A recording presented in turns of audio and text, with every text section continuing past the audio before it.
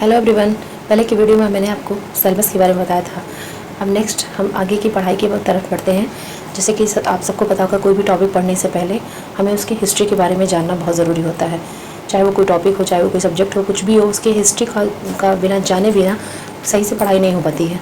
तो सबसे पहले हम जानेंगे लिटरेचर के इतिहास के बारे में। क्या था इसका इतिहास, ओके। किस तरीके की इंग्लिश पहले यूज़ होती थी। तो सबसे पहले हमारा जो इंग्लिश यूज़ होता था उसको हम कहते हैं old English, okay. Old English, और you can say Anglo Saxon English, जिसका टाइम पीरियड था 450 to 1066, ओके।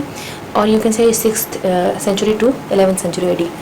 और उस टाइम पे जो भी पहले की इंग्लिश होती थी, ओल्ड इंग्लिश, उसमें ज़्यादातर पोएम्स फॉर्म में लिखे जाते थे। जो भी रिटन वर्क होता था वो पोइट्री फॉर्म में होता था। इवन ड्रामाज भी जो लिखे जाते थे वो आपके पोइट्री फॉर्म में ही लिखे जाते थे, जिनको हम लोग लॉन्ग नैरेटिव पोएम्स कहते हैं। और उस टाइम के कुछ दो फेमस पोएम मैं आपको बताऊँगी। पहला है बीवुल्फ एंड दूसरा है विट्सिथ।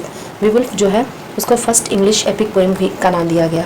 3182 लाइनों का ये पोएम है, okay. It's a long narrative poem. And second is Widsith. Widsith जो है वो भी एक ओल्डेस्ट हीरोइक पोएम है, ओके। एंड इन दोनों पोएम्स के राइटर के बारे में अभी तक कोई जानकारी नहीं है कि इसको किसने लिखा था। तो बस इतना ही पता है कि इसको एपिक पोएम कहा जाता है। And okay.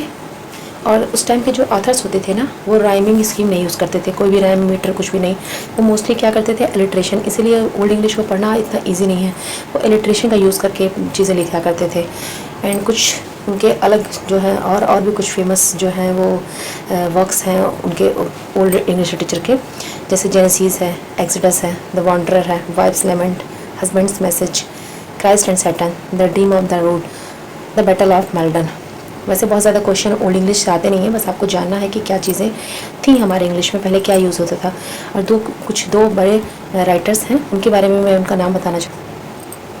पहला है सिनवुल्फ एंड सेकंड है कैडमन, ओके। तो ये आपका ओल्ड इंग्लिश था। अब आगे की तरफ बढ़ते हैं। नेक्स्ट आपका आता है middle English literature. Middle English literature के सबसे मोस्ट प्रोमिनेंट जो राइटर थे वो थे आपके जॉफरी चौसर। चौसर के बारे में आपने बहुत अच्छे से सुना होगा, जानते होंगे। इनका टाइम पीरियड था 1343 to 1400, ओके। इनकी जो मेन जो इनका मोस्ट इम्पॉर्टेंट जो इनका मेन वर्क था वो कैंटरबरी टेल्स था। कैंटरबरी टेल्स को आप नहीं पढ़े हैं तो पढ़ लीजिएगा, बहुत ही अच्छा वर्क है इनका। और ये इनका बहुत ही इम्पॉर्टेंट वर्क था, बट इसको कंप्लीट नहीं कर पाए थे। इन्होंने इसको इनकम्प्लीट ही इसको छोड़ना पड़ा था, ओके। और ये पहले ऐसे राइटर थे जिनको वेस्टमिंस्टर एबे में बरेड किया गया था, दफनाया गया था, ओके।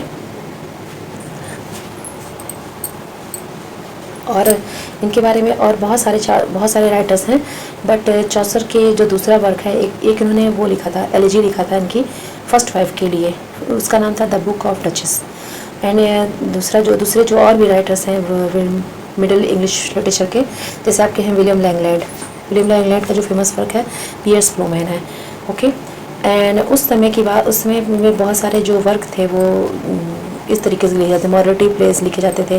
मॉरलिटी प्लेस का सबसे इम्पॉर्टेंट जो वर्क था वो था एवरीमैन। मिरेकल प्लेस लिखे जाते थे। मिरेकल प्लेस जो है वो ये स्टोरीज़ फॉर्म में लिखी जाती थी। इसकी स्टोरियाँ ज़्यादातर बाइबल से लिया जाता था। मिरेकल प्लेस की स्टोरीज़ जो है वो बाइबल से ली जाती थी।